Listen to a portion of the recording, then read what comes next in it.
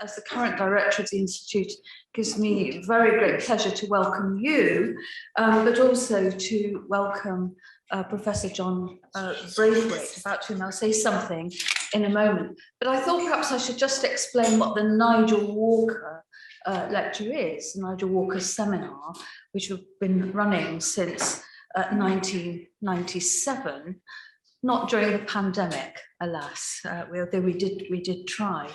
So the Nigel Walker series is named after, or named in honour of, the Institute's second director, Nigel Walker, who also served as Wolfson Professor of Criminology from 1973 to 1984.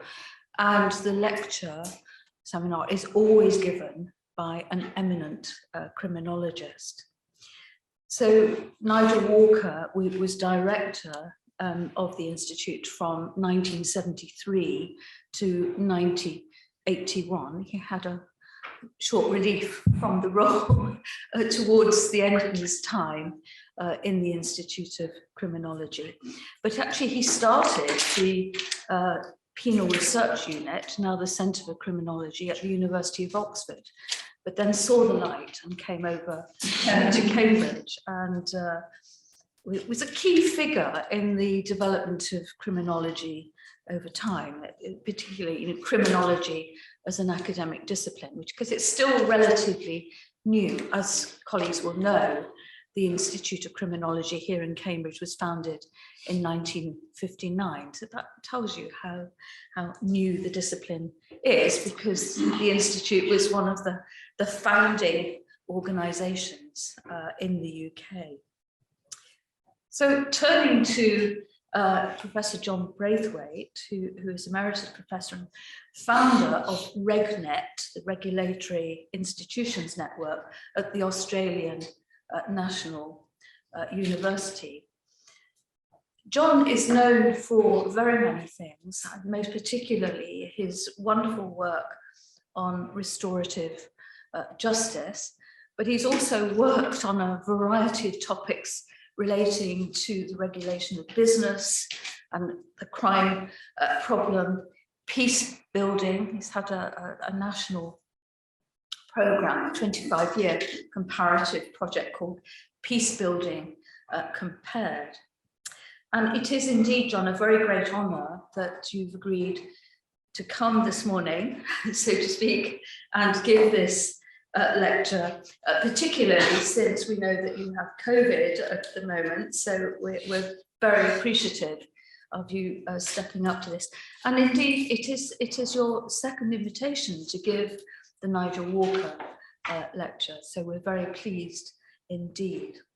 And John's going to talk about macrocriminology and freedom.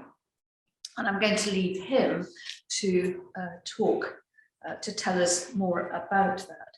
But just to say, if you have questions you want to ask, because it's a webinar, particularly online, you need to put the questions in the chat or in Q&A.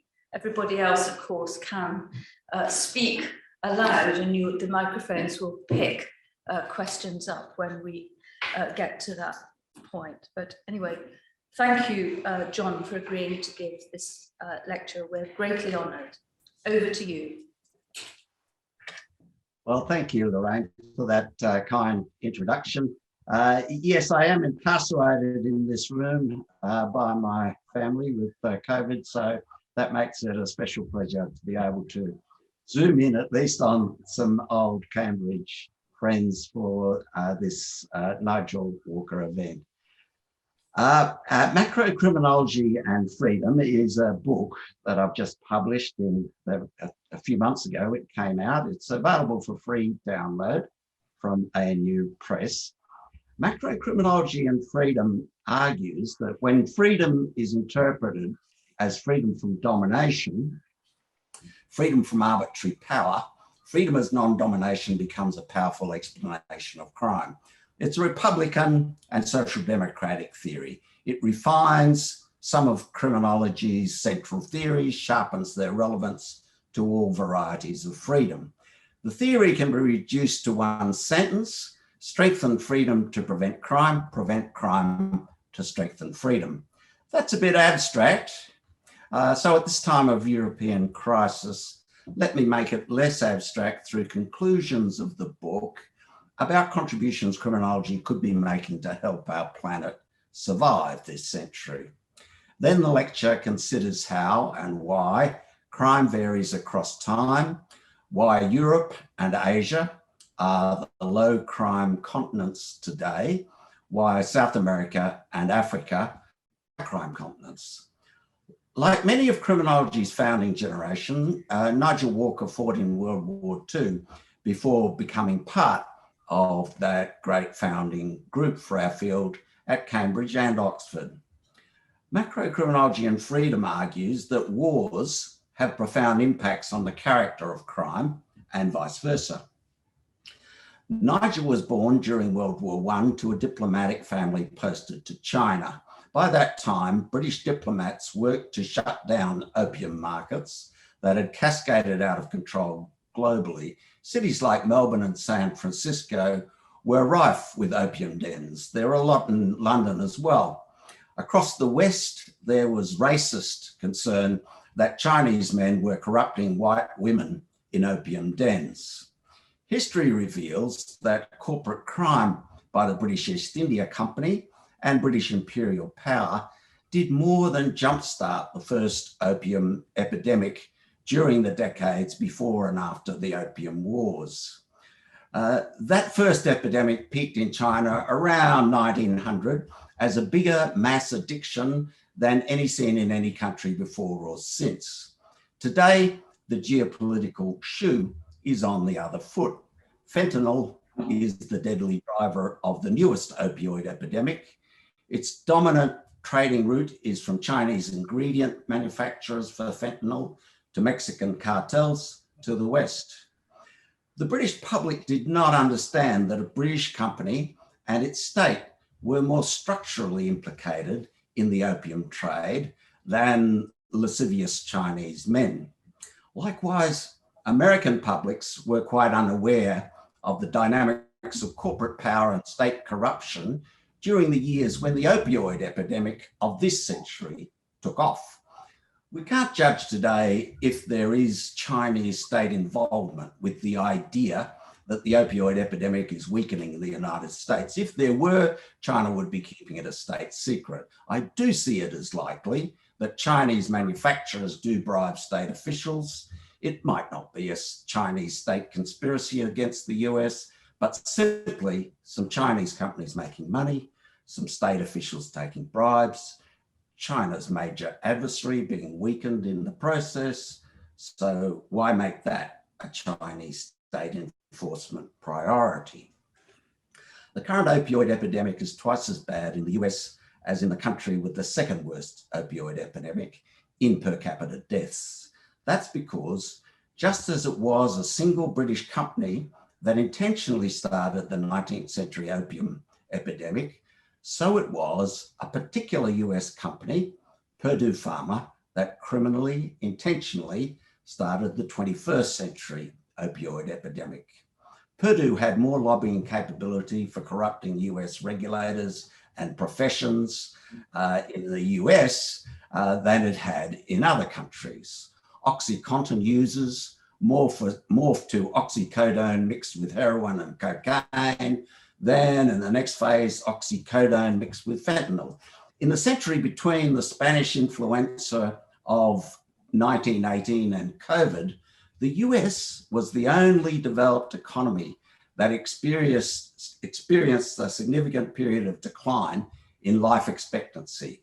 This occurred between 2013 and the present, and according to a Nature article, because of the opioid epidemic.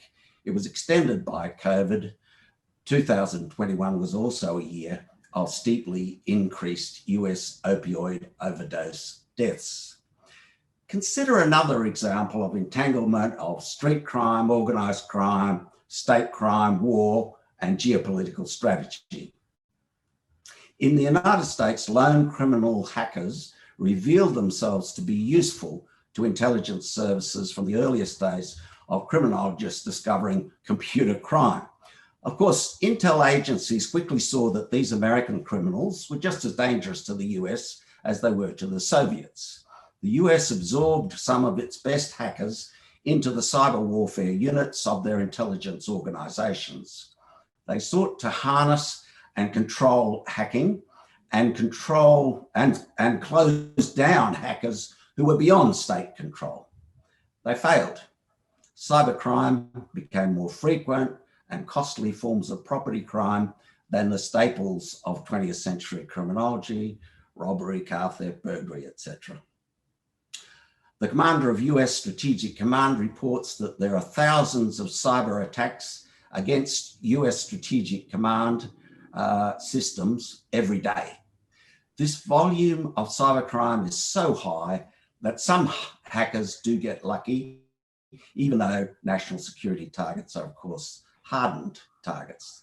The Russian state has less money to match the US, so Putin let privatized hacker capitalism rip. His national security state sent strong signals to his cyber criminals. If you hurt our enemies by your crimes, in a way I like, I'll pay you handsome bounties. If you hurt Mother Russia, I'll smash you. Inside those guidelines, many private hacking organizations became organized crime corporations, constantly replenished by innovation at the hands of sole traders. The Chinese trajectory was more like the United States. China responded constructively to US soft diplomacy that pitched, we'll both be better off if we agree to bring the hackers under state control. That US soft diplomacy was wise and effective for a while. As of May 2022, the US now increasingly rejects its own soft diplomacy. Its signals are quietly encouraging reprivatized criminal hackers to join the Ukraine cyber army. They do many good things, strengthening cyber defense of an oppressed Ukraine. But immature cyber criminals playing at cyber war is dangerous. One reason, of course, is that it may have a legacy of collaboratively developed cybercrime expertise for domestic use after the war. This matters to criminologists because we know that criminals rarely stick up banks today because that's where the money is. The money is in cyberspace.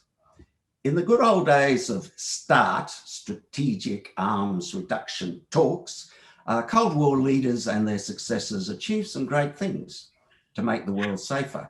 These included radical separation of radar targeting missile systems for nuclear weapons from the same set of systems for launch of conventional weapons. So the conventional system was separate from the nuclear system. The idea was that when another conventional war breaks out to mass 1 million troops at the Kashmir border between India and Pakistan, they went to war conventionally without accidentally convincing the other side that they were trying to disable their opponent's nuclear defenses. That is, in a conventional war, we don't want to push our enemies into a use it or lose it mentality about their nuclear weapons. Intentional nuclear war is a lower risk today than accidental nuclear war. During the second month of the Ukraine war, Western media ignored an incident in India. An Indian nuclear-capable missile accidentally launched during maintenance. It wasn't armed. Its flight was 6 minutes. It landed to inflict minor property damage in Pakistan. This did not instigate panic in Pakistan about a surprise attack as the missile came in. It seems that high commands on both sides had no awareness that the missile had been fired at Pakistan until irate Pakistanis called in to say their property had been struck by a missile. It's discomforting that command networks had risks so weakly under control that they had no knowledge of this missile hit until after the event. Accidents occur surprisingly often, especially by the US and Russian nuclear weapons commands, simply because they have so many weapons and they're reluctant to decommission their aging nukes. Undersea cables can be cut by lasers, for example. Satellites and computers on the ground can be disabled by cyber attacks or physical sabotage in countless dimly understood ways by accident or design. We learnt this from how US cyber attacks on Iranian nuclear plants afflicted us all with the Stuxnet virus. Putin and Biden are both reluctant to intentionally launch all-out cyber warfare against each other because both fear that the other may be evolving toward capability for mutually assured digital destruction, MAD, that one day will send all our screens blank. We might worry with Ukraine about reckless, immature cyber criminals triggering escalations that adults on all sides don't want. As criminologists, we can assess whether bank robberies are higher in Britain compared to other countries. We can't say whether Britain has a high rate of cyber attacks against banks compared to other societies when banks overwhelmingly hide them. We know nothing statistically about the frequency of cyber attacks on satellites that serve banks that might also serve nuclear weapons targeting. All I know is that a large number of false alarms and regulatory failures have occurred in nuclear surety inspection systems. One pitch of my book is that it's urgent for criminology to change its research priorities, because one little datum we do know is that when backdoors were hacked into basic Microsoft software last year, probably by Russians, this software was not only used by banks, but also for US missiles. Criminologists can study plausible deniability that this threat to our enemy must have been a rogue cyber criminal. But when will this be interpreted as implausible deniability? And when do cyber criminals risk escalation from crime to war? I speculate that when British and US satellites suffer cyber attacks at the same time as many cables that connect SWIFT transactions between North American and British banks are suddenly severed, deniability will be difficult. That this must have been one of those not so uncommon undersea trawling or geological accidents to the cables plus satellite malfunctions. Such undeniable incidents in the context of, say, the Ukraine war may be less likely to occur on the horizon of Eastern Europe than on the Cambridge horizon. A nuclear mushroom cloud is also more likely to appear on the far horizon of Cambridge than on the Belarus horizon for the same obvious reasons. Putin trialled a warning nuclear-capable missile operation above the North Sea just before the invasion of Ukraine. What happens if a nuclear-capable missile is detected travelling in the direction of northern England tomorrow? Assume that the fact really is that this is an accident with the same aging Russian-designed missiles that did this in Pakistan last month. And what if this Russian unintended attack was actually triggered by a blundering, unaware private hacker? So step one, I worry that escalation from cybercrime to cyber war is a risk. Step two, I worry while the Ukraine war lasts about cyber attack escalation to nuclear escalation.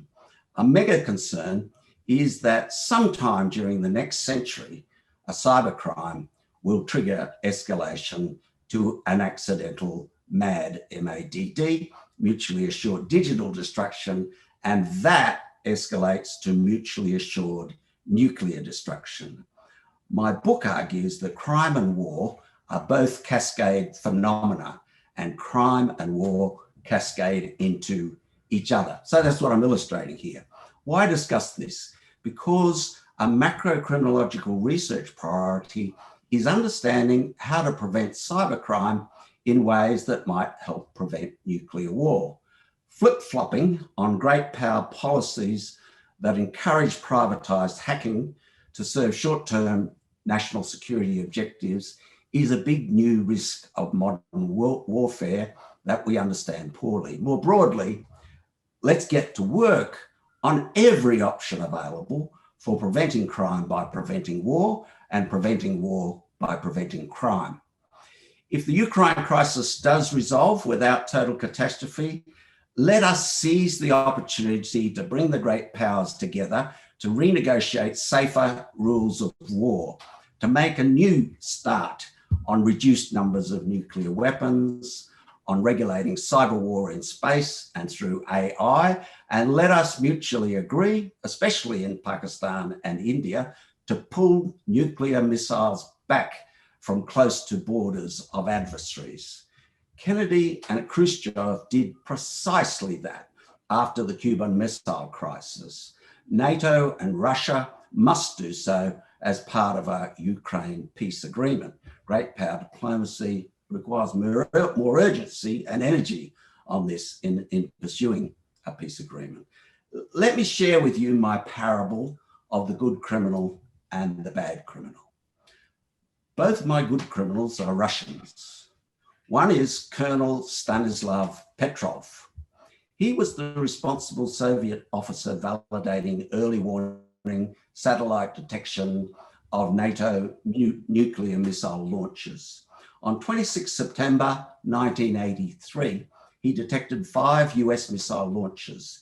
His duty was to report this, but in the few minutes he had to do so, he refused, simply because he thought, when people start a war, they don't start it with only 5 missiles. Luckily for Petrov, it was discovered later that the launches were an illusion produced by sunlight reflecting off tops of clouds. My second good criminal, who behaved treasonously, was Vasily Arkhipov. Only this century, we learnt that the incident that pushed us nearest to nuclear Armageddon, we didn't know in the 20th century. It occurred inside a Russian submarine in the early 60s in the Caribbean during the Cuban crisis. The cream of the US fleet gathered in the Caribbean, many nuclear weapons on board. Premier Khrushchev is, he still got me all right? I've got a message, internet unstable message, shouting. Premier Khrushchev had given discretion to his sub-commanders to fire their nuclear weapons to wipe out the US fleet the instant war broke out. One sub was buffeted by a volley of depth charges from the US Navy above. They were actually not depth charges that could sink a sub. They were practice rounds for training exercises. The Americans wanted to force the Russian sub to the surface without harm. This was misunderstood. Inside the bubble of the sub, they believed the war had started. The submarine captain ordered loading the first nuclear weapon to fire at the US fleet. Protocols required agreement of 2 other officers on the sub to authorize launch. One agreed immediately with his captain. Arkhipov refused, again in circumstances where his orders required him to agree. So bless you, Arkhipov and Colonel Petrov, the treasonous good criminals of my parable. My bad criminal has no nationality. He's a talented young hacker with some mental health issues. He's recruited with an offer he can't refuse by cyber cops of one of the great powers. He joins a large team of hackers, many of them more talented than himself. The job of the team is to come up with strategies for penetrating the nuclear missile systems of other nuclear powers. His new girlfriend helps him lovingly with his mental health issues in his new job. She persuades him to become an Islamic State agent. He comes up with an idea for causing the 2 great Satans, as Islamic State calls Russia and America, to destroy each other. He implements that plan.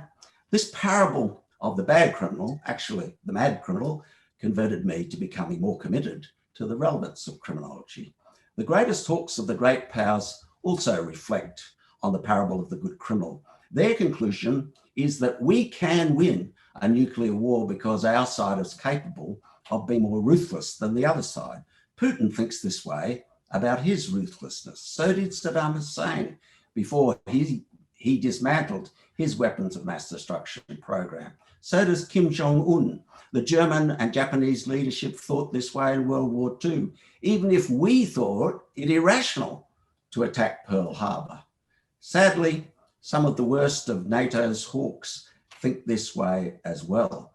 They think they can make their doomsday machine more ruthless at being mad than Russia or China's doomsday machine by locking in algorithmically in more cleverly ruthless ways than their enemies.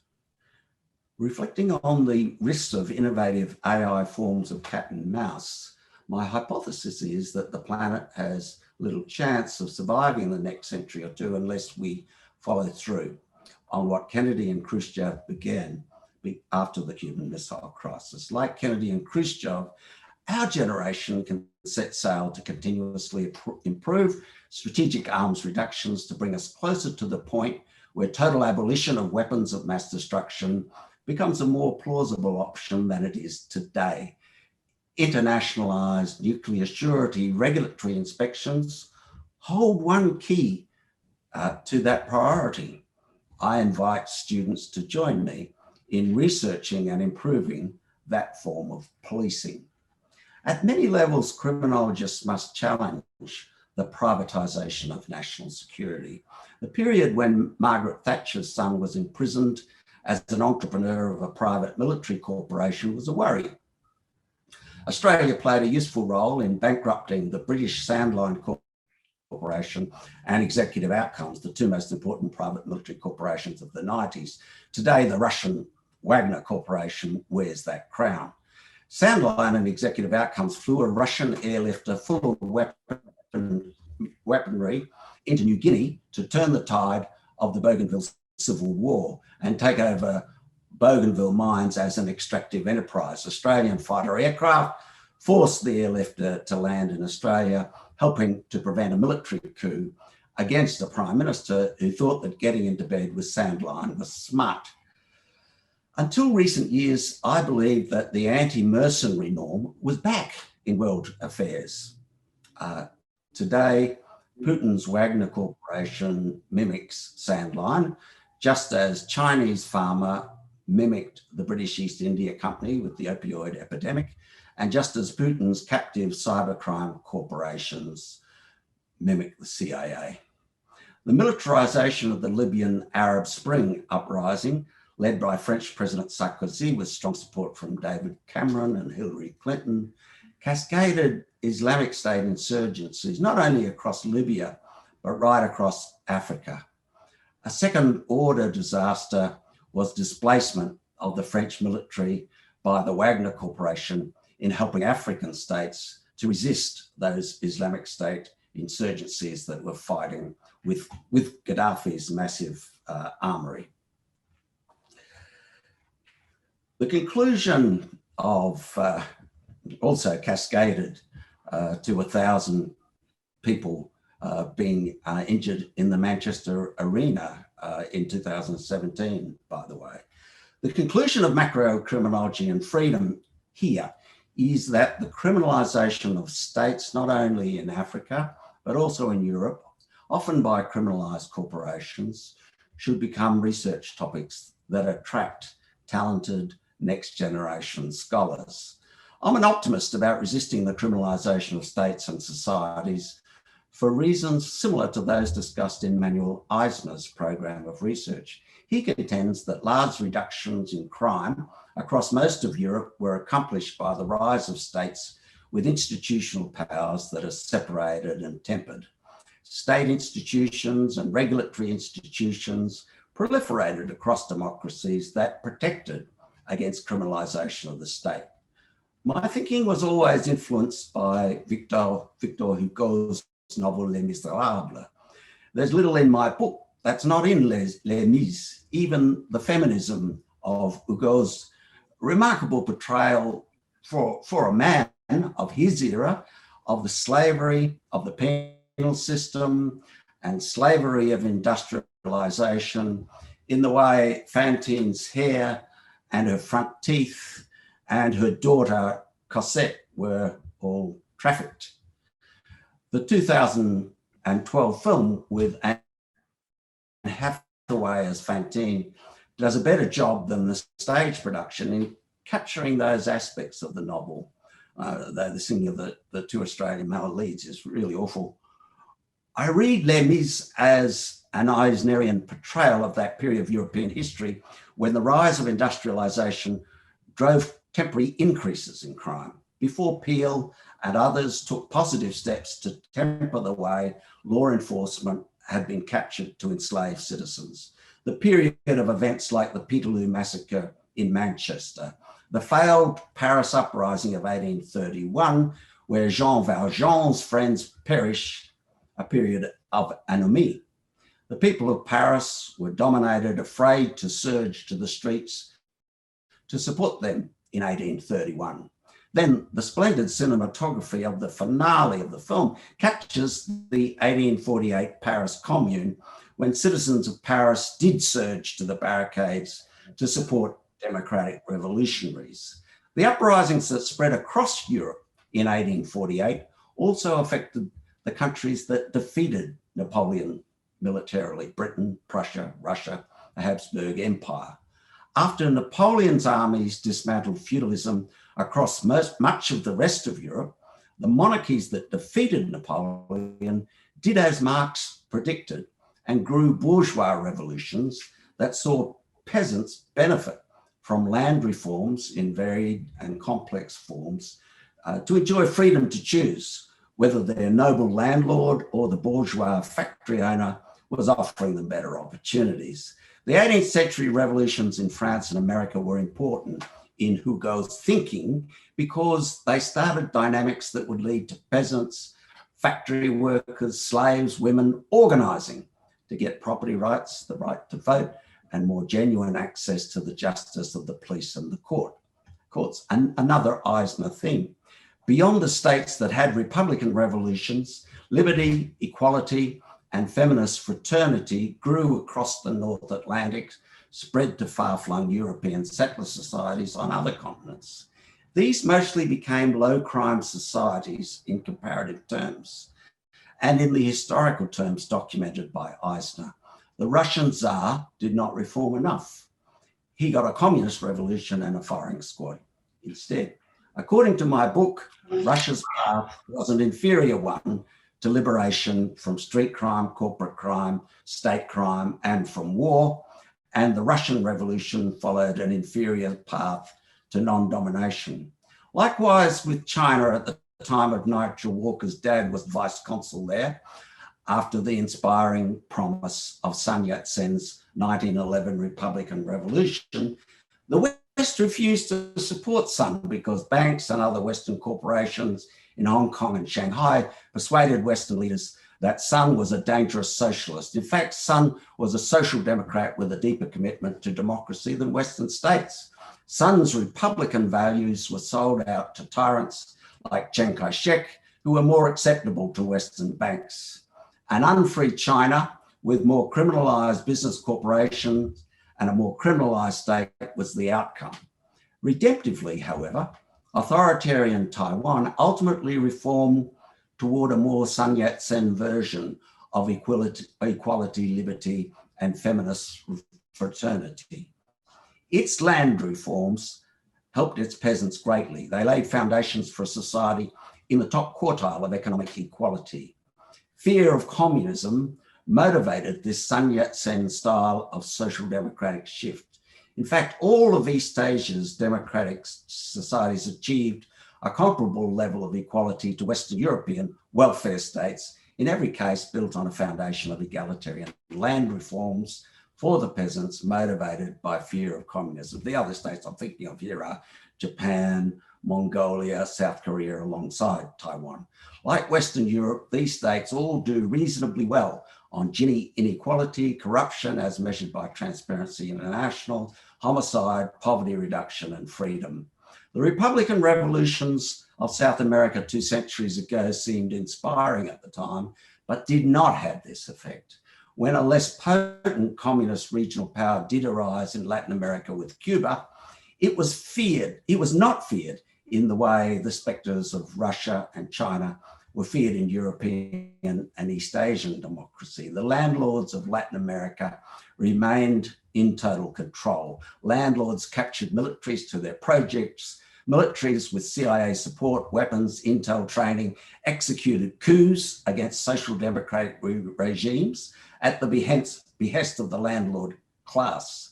The US was recurrently proactive in organizing death squads and coups against social democratic leaders like Allende in Chile and Arbenz in Guatemala.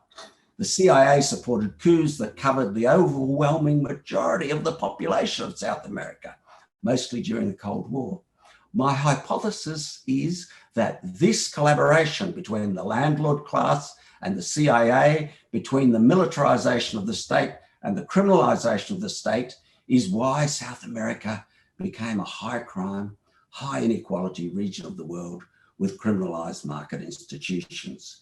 The endless bloody civil wars that this engendered morphed into drug cartel wars and a US war on drugs that excellent quantitative criminology consistently shows to have made the violence worse rather than better. That is, where the war on drugs had most success in decapitating cartels, violence subsequently increased most deeply. In all corners of the world, from Indonesia to Iran to many African states, presidents did not to be in alliance with Moscow to be a target for regime change. Being a social democratic leader of the non-aligned movement was enough to motivate US support for coups or other regime change machinations, especially when social democrats required American corporations to pay higher taxes and wages. For other reasons, the Soviets also supported authoritarian anti-democratic regime changes. So that's the reason I hypothesize that Africa and the Middle East come in after South America as high violence regions of the planet. I hypothesize that freedom and social democratic institutions evolve organically unless they are suppressed by criminal violence of the kind we saw from the landlord class and the war on drugs in Latin America, and by elites that buy politicians. Violence and elite corruption can set back social movements severely for a long time, as we saw with crushing of the world's strongest trade union movement inside the United States in the early 20th century. So I optimistically hypothesize that healthy, empowering families and education institutions grow civil society movements like the movement against the slave trade, the Chartists, the suffragists. Violence and buying politicians cannot suppress these movements forever. Europe did better on crime and war than the rest of the world, though only between 1945 and the breakup of the Soviet Union with respect to war. But it did so well, and for half a century, because state crime against advocates for freedom as non-domination was gradually humbled in Europe much earlier and better than in other high-income countries like Argentina, Chile, and indeed the United States. So in summary, I don't urge you to read this, unfortunately, monster of a book. Instead, just view Les Mis, the movie, perhaps diagnose it through this lecture, but think your own thoughts on relationships between tempering state power, crime, and freedom. And of course, the restorative justice values embraced by Jean Valjean. Thank you.